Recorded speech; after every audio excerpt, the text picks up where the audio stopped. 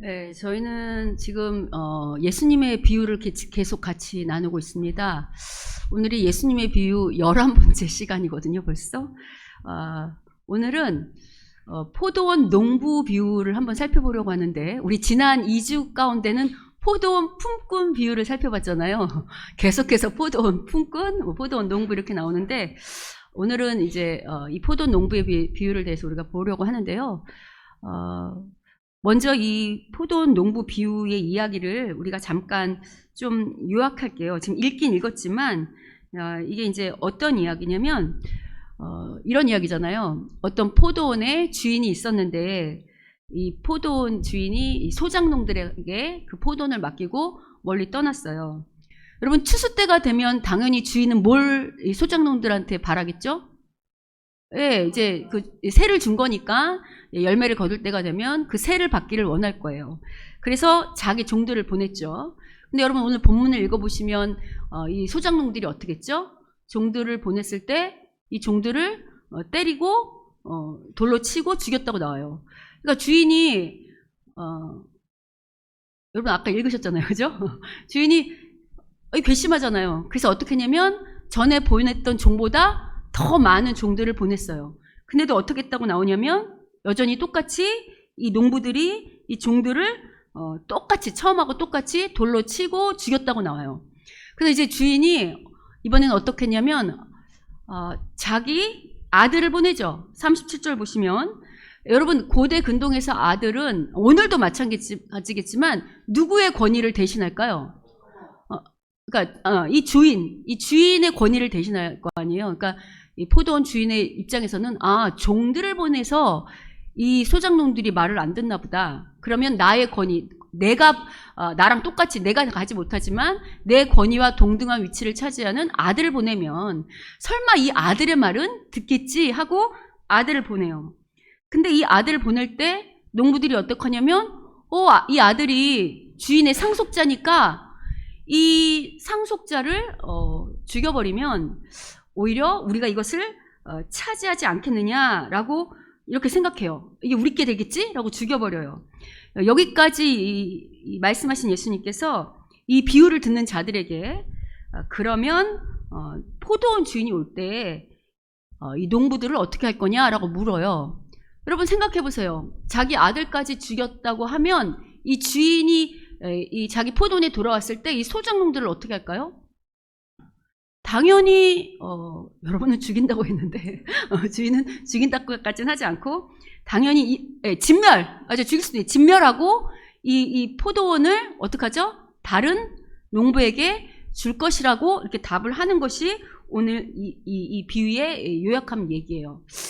자, 그러면 이제 우리가 이 비유를 해석하려고 하는데 이 비유가 무슨 이야기를 하느냐라고 하려고 하는데 제가 여러 번 계속 반복해서 말씀드렸지만 꼭 비유뿐만 아니라 성경의 본문을 해석하려면 특별히 잘 해석하려면 어떻게 해야 된다 그랬죠?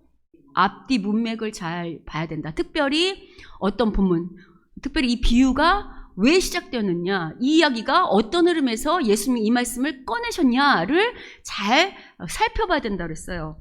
오늘도 동일한데요.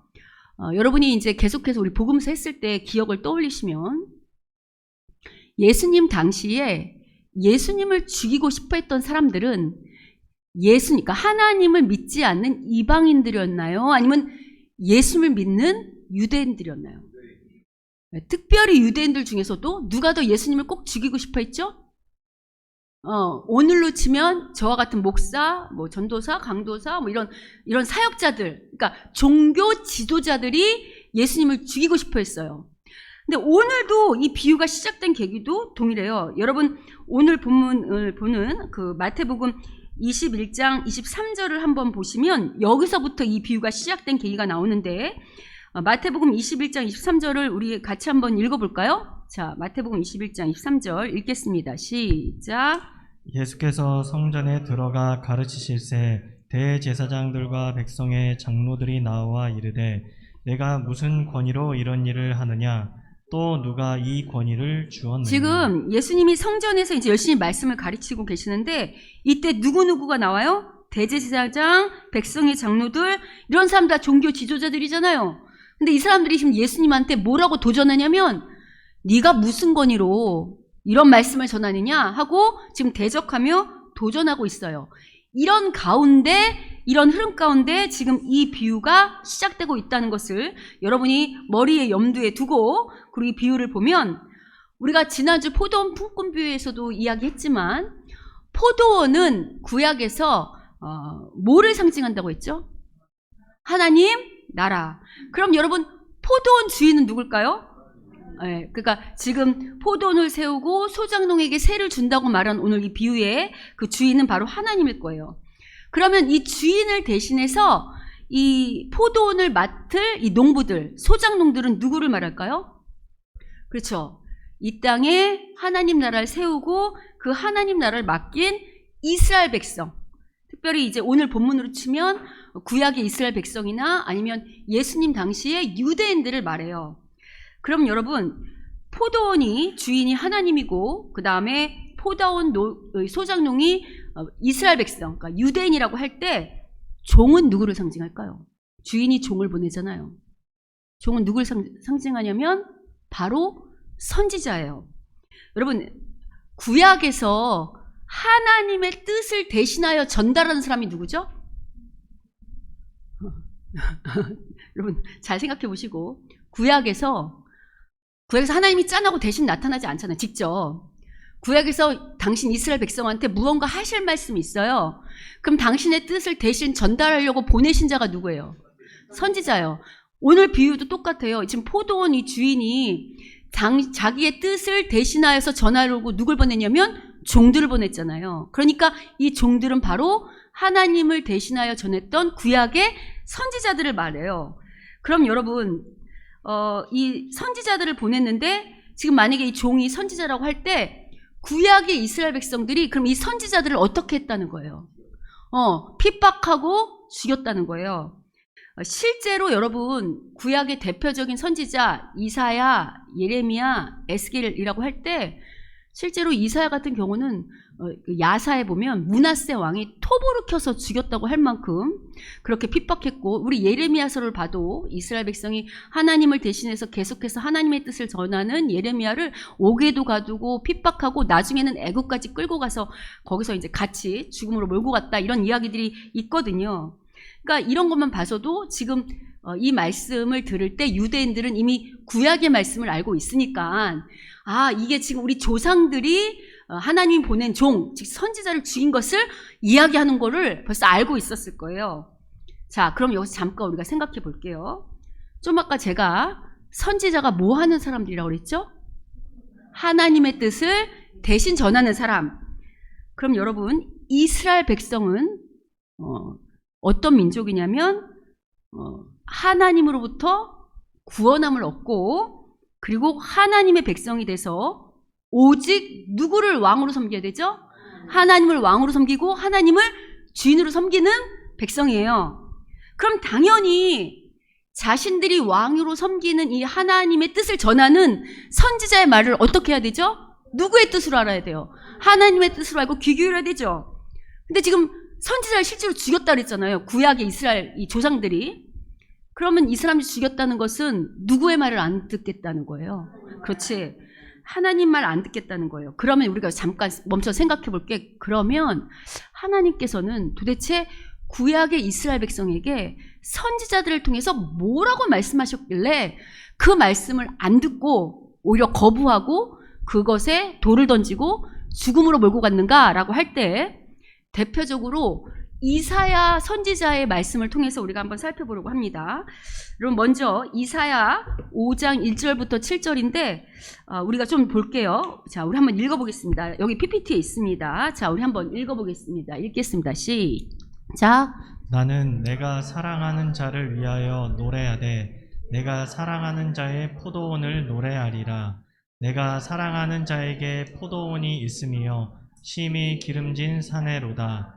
땅을 파서 돌을 제하고 극상품 포도나무를 심었도다. 그 중에 망대를 세웠고 또 그 안에 술틀을 팠도다. 좋은 포도 맺기를 바랐더니 들포도를 맺었도다. 이 구약의 이사야 선지자를 통해서 하시는 말씀이 오늘 이 포도원, 이 농부의 이야기랑 약간 유사한 느낌이 나는 거 보이세요? 지금 하나님이 이스라엘 백성에게 뭐라고 말씀하시냐면 내가 아주 사랑하는 포도원이 있는데 거기 포도나무를 심고 당연히 좋은 포도나무를 심을 때 주인은 뭘 바라냐면 좋은 열매 맺기를 바랄 거 아니에요. 그런데 실제로 뭘 맺었다고 그래요? 들포도. 그러니까 이게 지금 이스라엘에게 말씀하시는 거예요. 내가 너희들을 나라를 세우고 너희들에게 좋은 열매를 맺기를 바랬는데 그렇지 않다고 말씀하시는 거 보이십니까? 그 다음 볼게요. 자, 그 다음 보겠습니다. 읽겠습니다. 시작. 예루살렘 주민과 유다 사람들아 구하노니 이제 나와 내 포도원 사이에서 사리를 판단하라. 내가 내 포도원을 위하여 행한 것 외에 무엇을 더할 것이 있으랴. 내가 좋은 포도 맺기를 기다렸거늘 들포도를 맺음은 어찌 됨인고. 이제 내가 내 포도원에 어떻게 행할지를 너희에게 이르리라. 내가 그 울타리를 걷어 먹힘을 당하게 하며 그 담을 헐어 짓밟히게 할 것이요. 자, 여기 실제로 나오죠. 예루살렘 주민아 유다. 그러면 이게 이제 이스라엘 백성을 말하는 거거든요. 구약의 이스라엘 백성. 잘 생각해 봐라. 한번. 분명히 내가 지금 이렇게 하는 거, 내와 너희 사이에 내가 이렇게 하는 게 옳은지 그른지 한번 잘 생각해 봐라. 내가 분명히 포도원을 위하여 여기 행한 것 왜 무엇이 더 있냐라고 할 때 여기 좋은 포도 맺기를 기다렸다면 하나님이 이스라엘 백성의 왕이고 주인이니까 당연히 좋은 포도 맺을 수 있도록 은혜와 자비를 베푸셨을까요? 안 베푸셨을까요? 당연히 비를 내리고 또 여러 가지 정말 문자로 하면 비를 내렸겠지만 이게 백성이라고 한다면 그 백성들이 정말 좋은 열매 맺을 수 있도록 얼마나 많은 은혜를 베푸셨겠어요. 그런데도 불구하고 그들이 들포도를 맺었으니 내가 이렇게 은혜를 베풀었는데도 불구하고 너희들이 그랬으니 내가 이제 이 포도는 어떻게 하겠느냐. 열매를 맺지 못하는 포도는 여러분이 어떻게 하겠어요? 더 이상 그 포도원을 가꾸겠어요? 아니면 그 포도원을 헐겠어요? 그렇지. 쓸데없는 수고하지 않겠잖아요. 그래서 이렇게 말씀하시면서 그 다음에 계속해서 어떻게 하실 건지를 말씀하세요. 다음 볼게요. 자, 읽겠습니다. 시작. 내가 그것을 황폐하게 하리니 다시는 가지를 자름이나 북을 돋우지 못하여 찔레와 가시가 날 것이며 내가 또 구름에게 명하여 그 위에 비를 내리지 못하게 하리라 하셨으니 무릇 만군의 여호와의 포도원은 이스라엘 족속이요 그가 기뻐하시는 나무는 유다 사람이라. 그들에게 정의를 바라셨더니 도리어 포악이요 그들에게 공의를 바라셨더니 도리어 부르짖음이었도다. 여기도 아주 적나라하게 말씀하시죠. 포도원은 이스라엘 백성이요. 그 다음에 나무는 유다 백성, 그러니까 하나님의 백성인데 하나님께서 그들에게 정의를 바라셨지만 오히려 포악이고 공의를 바라셨다고 하면서 분노하시고 진노하는 거 보이세요? 그러면 도대체 이스라엘 백성이 어떤 행동들이 하나님을 이처럼 내가 이 나라를 없애버리겠다. 이게 지금 포도원이 하나님 나라라고 할 때 내가 이 하나님 나라, 내가 세운 나라를 다 무너뜨리고 싶어. 진멸하고 싶어. 지금 이렇게 말씀하시는 거잖아요. 그럼 도대체 구약의 이스라엘 백성은 어떤 행동들을 했길래 하나님께서 이렇게까지 진노하시느냐라고 할 때 제가 몇 가지 예를 드는 성경 구절을 찾아왔는데 이번에는 쉬운 성경으로 찾아왔어요. 왜냐하면 이제 여러분이 이걸 읽으면 좀 어려워하실까봐 좀 쉽게 푸른 쉬운 성경으로 찾아왔는데 우리가 대표적인 걸 좀 볼게요. 이사야 5장 8절 9절 한번 읽어보겠습니다. 읽겠습니다. 시작. 오호라 다른 사람들이 집과 밭을 차지할 수 없도록 집에 집을 더하고 밭에 밭을 더하여 이 땅 가운데 홀로 살려한 너희에게 재앙이 닥칠 것이다. 만군의 여호와께서 내 귀에 대고 이렇게 말씀하셨다. 많은 집들이 버려져서 제 아무리 크고 아름다운 집이라 하더라도 사는 사람이 없을 것이다. 이거 한마디로 지금 이스라엘 백성이 뭐 했다는 거예요? 이거 어려우세요? 아니 약탈이 아니고 집에 집을 더했다는 건 여러분 오늘도 똑같잖아요. 집이 있음에도 불구하고 뭐 하죠? 또 집을 사고 또 집을 사고 땅이 있어도 어떡하죠? 이거 뭐예요? 한마디로 땅 투기했다는 거예요. 이게 왜 중요하냐면 여러분 원래 이 땅은 이스라엘 땅은 누구 거죠? 하나님 건데 이스라엘 백성에게 은혜로 선물로 주신 거잖아요. 그럼 땅의 주인은 누구예요? 그래서 하나님께서 그거 잊지 말라고 50년마다 희년제도 만들었던 기억하세요? 설사 어려워서 어떤 사람이 각자 땅을 나눠줬잖아, 처음에. 그죠? 지파마다. 그러다 자기가 살기가 어려워서 땅을 팔 수도 있잖아요. 그러면 계속 땅을 팔면 돈 있는 사람은 계속 땅을 어쩔 수 없이 팔게 되면 이 땅을 판 사람은 어떻게 돼요? 점점. 그의 후손들은 더더욱 가난하게 되겠죠. 그래서 50년마다 원래 주인에게 돌려주는 게 희년의 법칙이잖아요. 여러분, 내가 이미 땅을 갖고 있는데 50년마다 원래 주인에게 돌려주려면 돌려줄 수 있어요, 없어요? 근데 이스라엘 백성 돌려줘야 돼. 왜? 원래 이 땅이 내게 아니고 하나님이 선물로 주셔서, 원래 내 거 전혀 아니었는데 그야말로 은혜와 선물로 주셔서 내가 잘 누려고 산 거잖아요. 그러니까 어쩔 수 없이 땅을 가질 수밖에 없는, 팔 수밖에 없어서 내가 사줬다면 그건 그 사람을 살려고 그랬던 거니까. 50년이라는 건 한 세대잖아요. 가난이 대물림되지 못하도록 하나님께서 공의와 정의로 법을 만드신 거잖아요. 후손까지 가난이 대물림되지 않도록 원래 돌려줘라. 이게 세상과 다른 이스라엘 백성이 정의고 공의고 살아가는 원리고 법이에요. 근데 여러분, 오히려 세상하고 똑같이 오늘하고 다르지 않잖아요. 오늘도 문제가 얘기되는 게 땅은 좁은데 있는 사람들이 계속해서 투기를 하니까 없는 사람이 점점 없어지잖아요. 똑같은 거 보이세요? 하나님이 이런 질책을 지금 하고 있다고. 자, 그 다음 볼게요. 또 어떤 행동을 했는지. 자, 읽어보겠습니다. 시작. 오호라, 아침에 일찍 일어나 독한 술을 찾는 사람과 밤늦도록 포도주에 취한 사람에게 재앙이 닥친다. 그들은 잔치를 베풀어 수금과 비파와 소고와 피리를 연주하며 포도주를 마시지만 여호와께서 이루시는 일에는 관심이 없고 주께서 하시는 일도 거들떠보지 않는다. 지금 이 말씀을 듣는 사람들은 다른 나라 백성이 아니에요. 하나님 나라 백성, 이스라엘 백성이잖아요.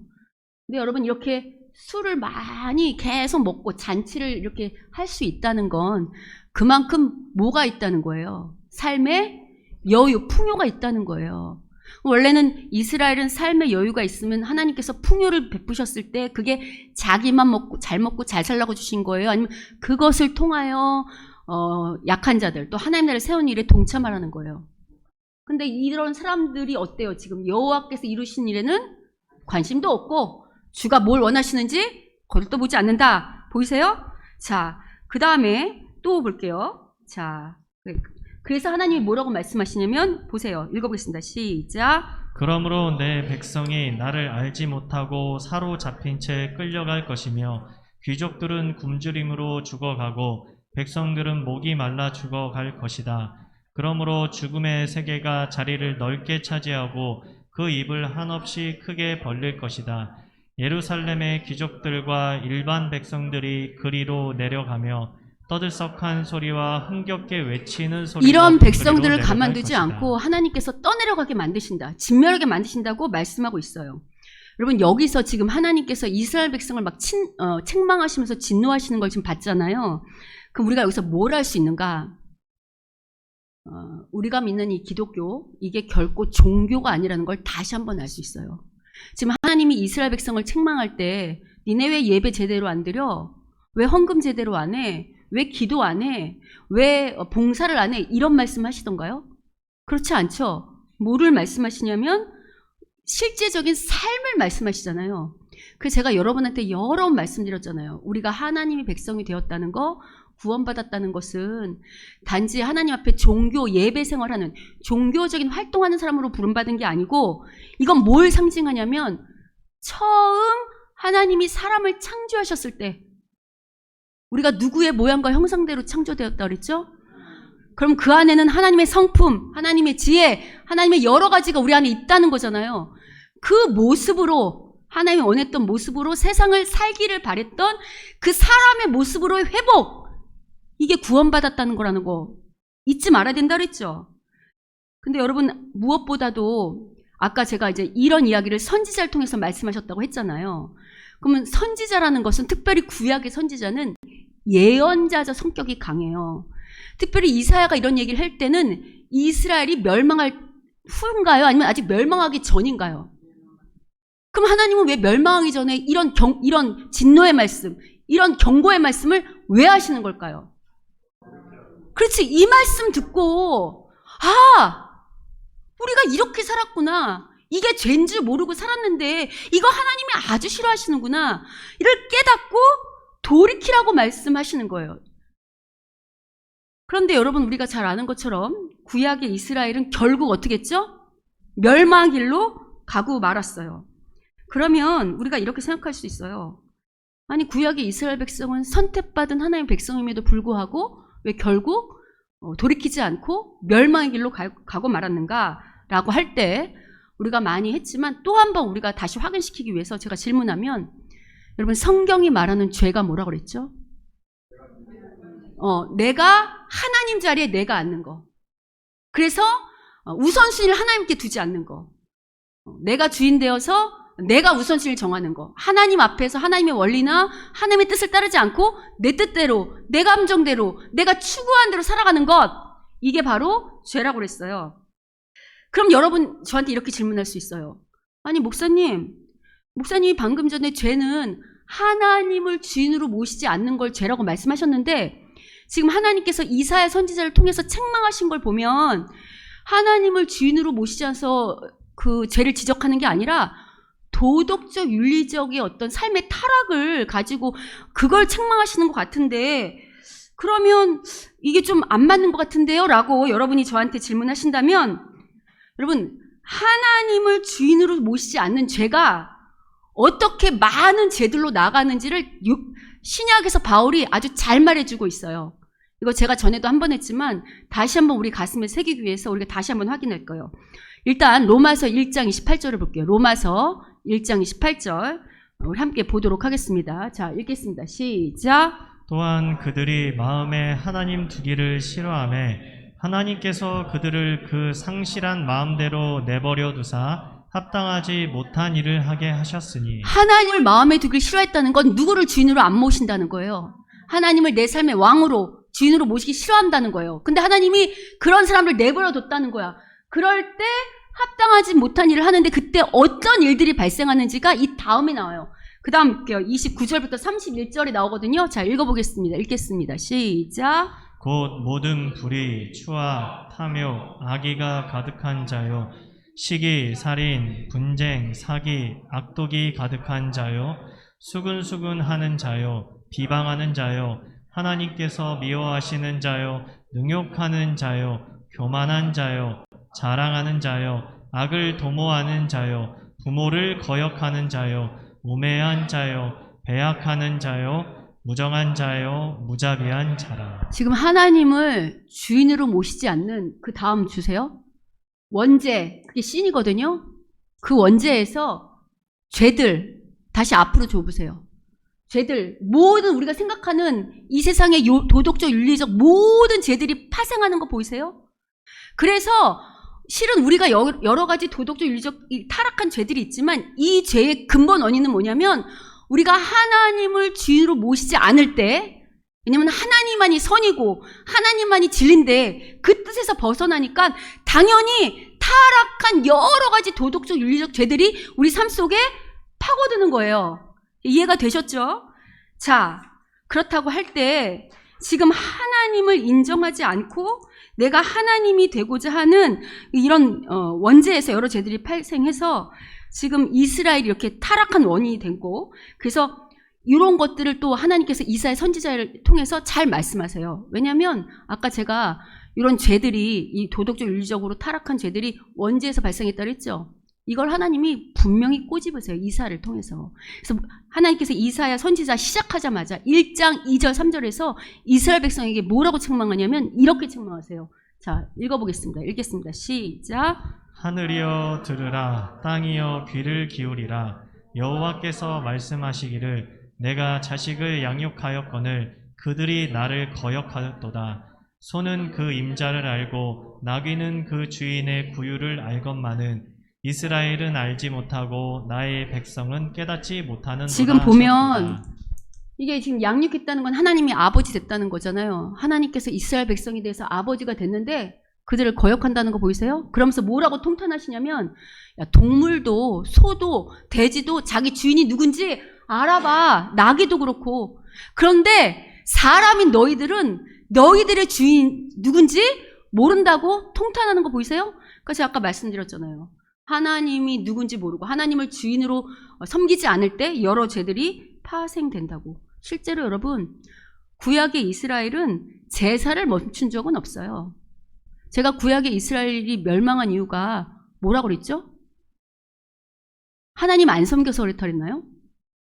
아니요. 하나님도 섬기고 우상도, 여러분 우상의 근원이 뭐라고 그랬어요? 나라고 했잖아요. 내 욕심이 우상을 만든 거라 했잖아요. 그러니까 이 사람들은 겉으로는 제사를 안 드릴 수는 없잖아. 타이틀을 하나님 백성이라고 삼았으니까.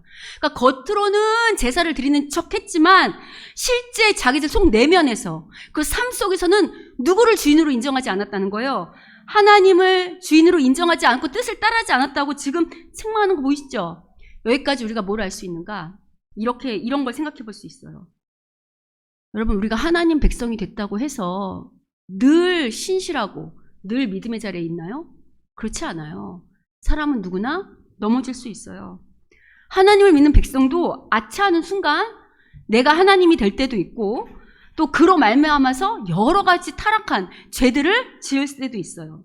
근데 참 감사한 게 뭐냐면 우리가 하나님의 백성이라는 특권은 뭐냐면 이럴 때 우리가 죄를 짓고 넘어지고 범죄할 때 하나님이 가만히 계시지 않는다는 거예요. 하나님이 어떻게 하시냐면 이렇게 우리 이사야에서 본 것처럼 선지자를 통해서 또 여러 가지 말씀을 통해서 예배를 통해서 여러 가지를 통해서 어떻게 하냐면 당시 백성을 책망하시고 또 이렇게 꾸짖으신다는 거예요.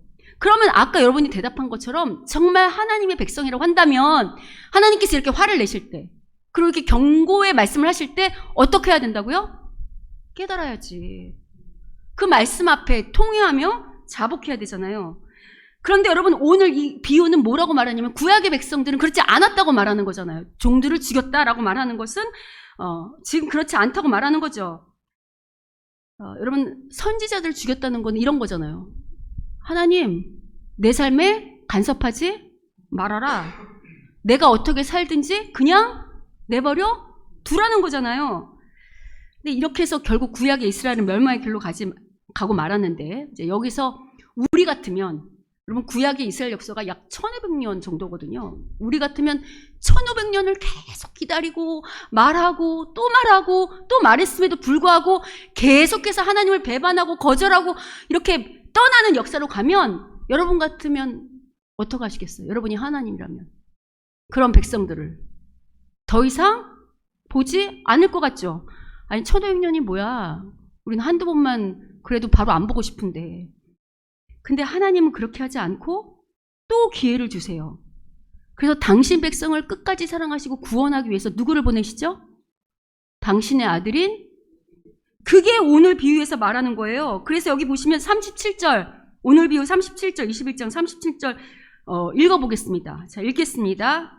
21장 37절 읽겠습니다. 시작. 후에 자기 아들을 보내며 이르되 그들이 내 아들은 존대하리라 하였더니. 그럼 아들을 보낸다고 그랬죠. 실제로 하나님께서 누구를 보냈죠? 당신의 아들이신 예수님을 보냈어요. 그런데 이 38절에서 예수님이 뭐라고 말씀하시냐면 아들을 보냈을 때 소장농들이 어떻게 한다고 말씀하세요? 38절을 또 읽어야 되나? 죽이는 목적이 뭐예요? 이 상속자니까 이게 우리께 되겠구나 하고 지금 죽여버린다고 말하는 거예요. 그럼 이 말이 뭐예요? 결론은 하나님께서 이스라엘 백성에게 또 기회를 주시기 위해서 예수님까지 보내지만 결국 당시 유대인 백성들은 구약의 이스라엘 백성하고 전혀 다르지 않게 하나님의 아들까지도 어떻게 될 거라는 거예요. 죽이게 되겠다고 지금 말하는 거예요. 그러면 우리 뒤에 오늘 이제 본문에 보면 그래서 예수님이 뭐라고 말하냐면 이렇게 말하죠.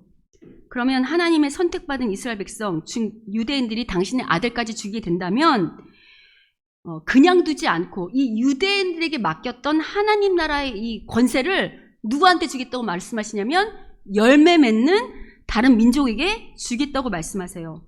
그래서 여러분 실제로 예수님이 이렇게 얘기하고 40절 보세요. 40절. 우리 다 같이 한번 읽어볼게요. 40절.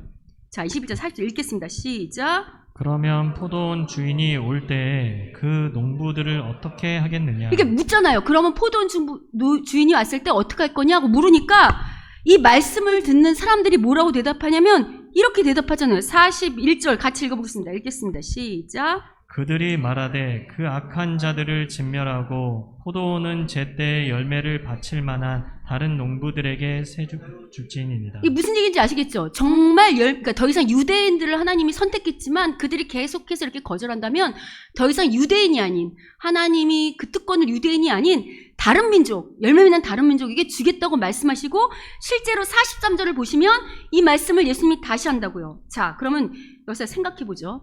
되게 아이러니한 게 있어요. 지금 예수님이 야, 이렇게 아들을 죽일 때 그럼 포도원 주인이 어떻게 하겠냐고 지금 질문을 던졌잖아요. 40절에서. 그럼 이렇게 질문을 던지고 41절에 답을 했죠. 이 질문에 답하는 사람들이 누구죠? 여기서 그들 하는 사람들. 아까 우리 들었잖아요. 유대 종교 지도자들. 이 비유를 듣는 사람 그 사람들이잖아요. 그럼 여러분 이 비유를 쭉 들을 때 이들이 유대인들이고 더군다나 유대 종교 지도자들이라면 누구보다도 구약의 말씀에 능통하잖아요. 그죠? 그럼 이 말을 할 때 이 말을 누가 들으라고 하는 거라고 생각할까요? 그래, 지금 이 사람들은 예수님을 죽이고 싶어하는 마음이 있었잖아요. 그러니까 지금 자기들 들으라고 이 얘기를 한다는 걸 알면서도 지금 답을 하고 있잖아요. 그럼 여러분, 예수님께서 이 말씀을 하실 때, 이 말씀을 하실 때는 이 종교 지도자들, 즉 유대인들 손에 죽으신 후인가요? 아니면 죽기 전인가요? 그럼 구약의 이스라엘 백성은 똑같아요. 이 말씀을 하시는 목적이 뭘까요? 이 말 듣고 내가 다 안다. 니들이 나까지도 죽이고 싶어하는 거 내가 다 안다. 그럼 이 말 듣고 어떻게 하길 바라실까요? 예, 이 말 듣고 찔려서 이들이 찔려서 내가 정말 우리가 이런 악한 마음을 갖고 있었구나 하고 깨닫고 돌이키길 바라셨을 거예요. 여러분 실제로 당시 이 유대 종교 지도자들이 겉으로는 금식, 구제, 제사, 기도 이런 거 종교 활동을 아주 거룩하게 쳤겠다고. 겉으로 보면 흠없고 튀었었어요. 그런데 이들이 얼마나 구약의 이스라엘 백성하고 동일하고 타락했는지를 예수님이 이들을 책망하는 말씀에서도 알 수 있어요. 대표적인 예를 볼게요. 누가복음 20장 46절부터 47절 같이 한번 보겠습니다. 읽겠습니다. 시작. 긴옷을 입고 다니는 것을 원하며 시장에서 문안받는 것과 회당의 높은 자리와 잔치의 윗자리를 좋아하는 서기관들을 삼가라. 그들은 과부의 가산을 삼키며 외식으로 길게 기도하니 그들이 더 엄중한 심판을 받으리라 지금 하시니라. 여기서 긴 옷을 입는다는 것은 당시의 랍비들, 그러니까 유대 종교 지도자들을 말하거든요. 근데 그들이 겉으로는 제사를 잘 지내는 것 같지만 속으로는 자기들이 교만하며, 그죠? 윗자리 좋아할 뿐만 아니라 여러분 과부는 약한 자를 상징하는 거잖아요. 근데 알게 모르게 이들의 가산을 다 삼키고 약자를 탈취하고 또 외식으로 기도가 정말 하나님 앞에서 하는 게 아니라 사람 보려고 한다고 지금 책망하는 거 보이세요? 여러분 구약의 종교 지도자들의 모습이 예수님 당시 유대 종교 지도자들의 모습이 구약의 이스라엘 백성하고 얼마나 다르지 않았는지는 이 다음에 마태복음 23장에 화 있을진저에서 나오는 그 저주의 말씀에서 알 수 있어요. 오죽하면 예수님께서 이들을 보고 이렇게까지 말씀하셨겠어요. 한번 읽겠습니다. 시작. 뱀들아 독사의 새끼들아 너희가 어떻게 지옥의 판결을 피하겠느냐. 그러므로 내가 너희에게 선지자들과 지혜 있는 자들과 서기관들을 보내매 너희가 그 중에서 덜어는 죽이거나 십자가에 못 박고 그 중에서 덜어는 너희 회당에서 채찍질하고 이 동네에서 저 동네로 따라다니며 박해하리라. 오죽하면 이 뱀들아 독사의 새끼들하고 이야기를 하셨겠어요. 그리고 이 다음 말씀을 잠깐 보면 읽진 않지만 보겠지만 여기도 똑같아요. 아까 말씀하신 것처럼 경고하셨다고 너희가 죽인 피가 다 돌아가서 내가 진실로 이르노니 너희가 이렇게 하나님의 말씀을 거역하고 하나님의 아들인 예수 그리스도를 죽이는 그 대가가 너희에게 다 돌아갈 거라고 지금 예수님께서 경고하는 거 보이세요? 이런 말씀을 예수님이 생애 가운데 끊임없이 반복하셨다고. 그러면 오늘 비유의 말씀하고 동일하게 지금 이 종교 지도자들에게 이런 경고의 말씀 하신 이유가 똑같죠? 여러분 이 말씀 하시는 것도 예수님이 돌아가시기 전이잖아요. 그럼 이렇게 진노하시는 말씀 앞에 여러 번 경고하시잖아요. 계속해서 예수님이 하나님이 구약에서 반복하여 경고하셨던 것처럼 예수님이 당신의 백성들을 향해서 계속해서 돌이키라고, 그렇게 하면 안 된다고 경고하시는 거 보이시죠? 근데 이들은 어떡하죠? 이런 말씀 듣고 결국 이 종교 지도자들은 이 말씀 듣고 어떡하죠? 회개하나요? 회개는커녕 어떡하죠? 더욱더 예수를 죽이기로 결단하고 결국 어느 길로 가죠? 예수님을 죽이는 길로 나가고 말아요. 그 결과 여러분 실제로 오늘 유대인들은 자신들이 먼저 하나님의 백성으로 선택받던 그 특권을 이방인, 우리와 같은 사람들에게, 열매 맺는 사람들에게 뺏겨서 다른 민족이 하나님의 백성이 되는 특권을 누린 거 보이십니까? 아멘이죠. 여러분 여기 비유에서 뭘 할 수 있는가? 오늘 비유뿐만 아니라 비유를 통해서 우리가 구약을 쭉 살펴봤는데 뭘 할 수 있냐면, 인간이 하나님께서 처음 창조하신 그 상태로 돌아간다는 게 결단코 쉽지 않다는 거예요. 사람이 아무리 구원받았다고 할지라도 하나님이 요구하시는, 교회만 왔다 갔다 하는 거 말고, 여러분 오늘날 한국교회가 참 많지만, 제가 이 동네에도 봐도 거의 상가 걸러 십자가가 꽂혀 있어요. 제가 살던 왔던 인천은 이렇게 앞에 상가가 쫙 있는데 한 집 걸러 십자가가 있을 정도로 교회가 많아요. 이렇게 교회가 많음에도 불구하고 우리 세상이 전혀 변하지 않고 오히려 교회가 욕을 먹는 이런 사태가 벌어지는 건 뭐냐면, 교회를 왔다 갔다 한자 할지라도 하나님의 구원받은 참 제자로 실제로 삶을 산다는 게 결단코 쉽지 않다는 걸 우리한테 보여준다고. 여러분 지금 구약이 이스라엘이 거의 예수님 오실 때까지 2000년 역사거든요. 여러분 하나님께서는 2000년 역사 동안 유대인들에게 기회를 주신 거라고. 근데도 또 기회가 왔을 때 유대인들은 그 기회를 어떡하죠? 또 놓쳐버려요. 그러니까 이게 사람이 얼마나 무능한지, 사람이 얼마나 악한지, 사람이 하나님을 온전히 섬길 수 없다는 게 이런 이스라엘 역사, 그리고 유대인의 역사를 봐도 정확히 알 수 있어요. 여러분 이게 뭐 유대인만 봐도 알 수 있나요? 우리를 봐도 알 수 있잖아요. 우리 다 구원받은 백성이잖아요. 여러분 그리스도인들이 정말 양심의 가책 없이 그리스도인들에도 불구하고 땅 투기하는 사람이 있을까요, 없을까요? 물론 부동산 업을 하는 게 무조건 나쁘다는 게 아니에요. 그러나 하나님께서 분명히 원리가 있다고. 여러분 아까 보셨지만 구약의 이스라엘 백성들이 짓는 죄나 오늘 믿는 우리들이 짓는 죄나 똑같아요, 달라요? 더하면 더했지 덜하지 않는다고. 그러면 우리가 뭘 할 수 있는가? 우리 아까 죄가 하나님을 주인으로 인정하는 거라고 했잖아요. 우리 솔직히 말해보자고요. 여러분 우리가 하나님을 주인으로 모시고 살지 않는 게 죄라는 건 알지만 우리가 날마다 매 순간 하나님을 주인으로 모시고 살아요? 우리 정직하게 서보자고. 그렇지 않을 때가 더 많을 때도 있어요. 머리로는 알아. 아는데 그냥 우리 편한 대로 내가 하고 싶은 살고 있잖아요. 여러분 우리가 이제 어제도 물었지만 오늘날 세상이 말하는 우상 1순위가 뭔 줄 아세요? 뭐 같으세요? 대답을 먼저 하면 어제 배운 사람은 어떻게 보통 돈이라고 생각하거든요. 근데 이번에 미국에서 앙케이트 조사를 했어요. 1위가 뭐냐면 안락함이에요. 내가 편안한 거. 내가 하고 싶은 편안한 게 1위라고. 우리도 그렇잖아요. 어디 그뿐인가요? 여러분 오늘 이 비유에서 농부가 청직이잖아요. 우리 많이 들었잖아. 우리가 이 땅의 삶이 어떤 삶이라고요? 청지기의 삶. 답은 알지? 근데 우리 솔직히 물어보자고. 그럼 우리가 정말 청지기적인 삶을 살고 있어요? 우리가 그런 얘기 많이 하잖아요. 내 사업장이 선교지요, 내 일터가 선교죠, 이런 얘기 많이 하잖아요. 제가 지난번에 선교사님과 얘기하다가 딱 충격 먹은 게 있는데 사업장이 선교지냐고 이런 얘기 했을 때 선교사님이 이렇게 말씀하시더라고. 목사님 죄송하지만 그게 무슨 선교지냐고. 자기 일이지. 제가 딱 충격 먹었어요. 여러분 정직하게 세워보자고요. 우리가 하나님 일이라고 하면서 세상 일을 하지만 원래는 그게 하나님 일처럼 해야 되지만 실제로 우리가 그 일에 파묻히면 그게 어느 틈엔가 하나님이 아니라 누구 일이 되죠? 그래, 그거를 인정하는 게 실은 내 모습을 보는 정직한 일이라고 생각해요. 또 하나 질문할게요. 만약에 우리 지난주 포도원 품꾼 비유하면서 우리가 그 얘기했는데 부자 청년한테 예수님이 네 재산 다 팔아서 가난한 자에게 주고 와라. 그럼 네가 제자 될 수 있다. 이렇게 말씀하셨잖아요. 만약 하나님께서 우리에게 예수님께서 지금 요구하신다면 할 수 있을까요? 못하죠. 우리 역시 근심하며 돌아갈 거예요.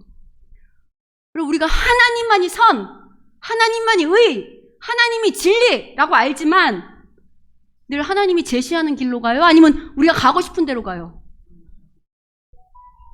우리가 솔직히 내 이 속에 있는 욕망, 내 욕심을 따라갈 때가 있잖아요. 그럼 이제 이렇게 질문할게요. 그렇다고 한다면 여러분, 우리는 오늘 본문에 등장하는 악한 농부, 그리고 그 예수님을 죽인 그 악한 농부들일까요? 그래서 구원을 빼앗기는 자들일까요? 그렇진 않은 것 같으세요? 어떤 것 같으세요? 그렇게 사는데 그래도 구원을 빼앗기는 자 같진 않잖아. 그죠? 아, 그래도 내가 그렇게 악한 농부들하고 비슷하게 내 뜻대로 살 때도 있고 죄를 질 때도 있지만, 아, 그래도 내가 구원을 빼앗길 것 같진 않은데라는 생각이 들죠? 그러면 우리가 이런 질문 할 수 있어요. 그럼 오늘 구원을 빼앗긴 악한 농부들, 즉 유대인들하고, 예수님을 죽여버린 유대인들하고 우리가 이들하고 비슷하게 살곤 있지만 왠지 구원을 빼앗길 것만 같지 않은 우리들과의 이 차이는 뭐냐? 그럼 구원을 빼앗기는 자와 구원을 빼앗기지 않는 차이는 뭐냐라고 할 때 전 이렇게 말하고 싶어요. 하나님의 은혜를 기억한 자와 잊은 자의 차이라고 말하고 싶어요. 여러분, 이스라엘이 땅이 하나님의 선물, 이스라엘이 땅뿐만이 아니라 자기들이 원래 애굽의 종이었잖아. 애굽의 종은 죽을 수밖에 없는 죄인을 상징한다 그랬죠. 하나님이 어떻게 우리 민족을, 죽을 수밖에 없는 우리 민족을 구원하시고 하나님의 자녀 삼으실 뿐만 아니라 잘 살라고 땅까지 선물로 주셨던, 그리고 그렇게 보살피시고 땅속에서 비를 내시고 그곳에 잘 살 수 있도록 보살피시고 돌보시고 인도하셨던 그 은혜를 기억하고 떠올렸다면, 하나님이 이런 경고의 말씀을 하실 때 그 은혜를 떠올렸다면 어떤 태도를 보였을까요? 하나님 앞에, 하나님, 제가 은혜를 잊었습니다. 하나님만이 저희 살 길이고 내가 지금 누리고 있는 게 다 하나님의 은혜인데 제가 욕심을 부렸습니다. 하나님 용서하여 주십시오 라고 회개했겠지. 그런데 그 은혜를 잊어버리면 이게 누구 거라고 생각이 들어요? 내 거라고 생각이 들기 때문에 내 건데 왜 감히 누가, 이런 태도가 발생하는 거예요. 여러분, 우리가 앞에서 언급한 것처럼 오늘 우리도 동일해요. 넘어질 때도 있고 실패할 때가 있죠. 여러분, 우리가 죄질 때 여러분 잘 떠올려 보세요. 하나님이 그냥 계신가요? 우리가 죄를 짓고 있어. 근데 하나님이 그냥 계신가요? 예수님이 그냥 계시는가요? 아니, 대답을 해보세요. 우리가 범죄할 때 있죠. 여러분은 죄 안 지세요? 안 넘어지는구나. 나만 넘어지는구나. 나만 범죄하고. 네. 그럼 그렇게 넘어지거나 범죄할 때 주님이 가만 계시더냐고요. 어떻게 하시죠? 양심에 찔리게 하든, 아니면 성령을 통하여, 이제 우리는 성령이라 하지, 성령이 찔리게 하든, 말씀을 통해 깨닫게 하든, 무언가 경고의 말씀을 계속 하신다고. 이게 특권이에요. 이게 바로 하나님께서 우리 아버지요 주인이라는 증거예요. 왜냐하면 여러분도 다른 애들이 잘못했을 때 다른 애들은 안 건드리잖아. 누구는 건드려요? 내 자식은 가만두지 않잖아. 야, 그렇게 하면 안 돼. 말 안 듣면 매도 되고. 우리 아이한테 경고를 끊임없이 하잖아. 그게 우리 아버지란 증거예요. 그래서 이렇게 경고의 말씀을 듣는 게 오히려 은혜라고. 그래서 제가 여러분한테 이런 말씀 드렸잖아요. 은혜가, 많은 은혜가 있는데 그 은혜 중에 으뜸의 자리에 가는 정말 중요한 은혜가 있다고 그랬어요. 그게 무슨 은혜라고 그랬죠? 찔림의 은혜라고 그랬잖아요. 우리는 은혜, 그러면 뭘 받는 걸 좋아해. 그런데 여러분, 은혜 중에 아주 중요한 은혜가 뭐냐면 바로 찔림의 은혜예요. 이 찔림의 은혜가 있어야 우리가 바른 길로 나아갈 거 아니에요. 근데 여러분, 이 찔림의 은혜가 단순히 듣고 뜨끔 하는 게 찔림의 은혜일까요? 이 찔림의 은혜를 제대로 받으면 어떻게 해야 될까요? 회개가 뭐죠? 히브리어로 슈브는 단순히 하나님 잘못했어 펄펄 우는 게 아니에요. 안 울어도 돼. 우는 게 아니라 내 삶의 방향을 돌이키는 거예요. 내가 잘못된 죄에서 더 이상 그 삶을 살지 않고 다른 선택을 하는 것, 다른 삶을 사는 것, 이게 회개라고 그랬잖아요. 근데 여러분, 만약에 이렇게 경고의 말씀, 아까 유대인들, 유대 종교주들 이 말씀에서 찔렸을 거 아니에요. 근데 찔렸을 때 오히려 그것을 더 역으로 그 말을 하는 자나, 찔림 말을 하는 자나, 아니면 그런 상황을 오히려 죽이려고 하고 없애려고 한다고 한다면 그 사람은 더 이상 하나님의 백성이 아니라는 증거일 수 있다고 오늘 비유가 우리한테 말하는 거예요. 여러분 우리 다 알잖아요. 우리가 왜 지난주에 보상 얘기할 때 우리의 기대의 보상과 하나님의 보상이 다를 때 여러분이 그래도 내가 원하는 보상 바랬으면 좋겠어, 주셨으면 좋겠어 이런 말 했잖아요. 그게 솔직한 심정이지. 우리가 원하는 돈이나 건강이나 뭐 평안함 이런 걸 줬으면 좋겠는 게 솔직한 심정이잖아요. 그럼에도 불구하고 하나님의 백성은 뭐가 다르냐면 그걸 내가 원하긴 하지만 그래도 머리로는 이게 진리가 아니지. 하나님께서 말씀하는 게 진리지라고 계속해서 인정하면서 설사 다 여러분 우리가 악한 죄인인데 어떻게 완전히 항복되겠어요. 그게 온전히 항복되는 날은 아마 주님이 우리를 정말 온전한 하나님 나라로 데려가신 날일 거예요. 그래서 여러분 우리 알잖아요. 우리가 마음속으로는 그래도 돈 있었으면 좋겠다, 건강했으면 좋겠다, 안락했으면 좋겠다라고 하지만 그래도 이 속에서 무슨 생각해? 그래도 이건 아니지. 그래도 하나님이 최고지. 하나님 없으면 못 살지라는 그런 묵직한 그런 우리의 어떤 그 하나님을 향한 열망 이 안에 있어요, 없어요? 있잖아요. 그게 바로 하나님의 백성, 구원받은 특징이에요. 우리가 넘어진다 할지라도 여러분 가운데 이 열망 있습니까? 그러면 그게 하나님의 백성 특징이에요. 그리고 그런 백성이라고 한다면 말씀을 들을 때마다 말씀 앞에 어떻게 할까요? 찔려야 돼요. 우리가 뭐 이렇게 온전하겠어요? 찔려야 된다고. 여러분 가운데 찔림의 은혜가 있습니까? 이럴 때는 좀 힘차게 대답해도 돼요. 여러분 가운데 찔림의 은혜가 있습니까? 아멘이죠. 저도 말씀 준비할 때마다 찔려요. 근데 여러분 이 찔림의 은혜가 단순히 찔리는 걸로 끝내지 말고 돌이켜 열매를 맺는 자로 나갔으면 좋겠습니다. 아멘. 주께서 우리를 마구 찌르실 때 이 찔림의 은혜가 우리에게 복이요 우리를 살리는 귀한 은혜라는 걸 알고 하나님 앞에 늘 회개함으로 반응하는 우리 모두가 되기를 주님의 이름으로 축원합니다. 아멘. 우리 이 시간에 오늘 말씀 기억하면서 주여 우리 연약합니다.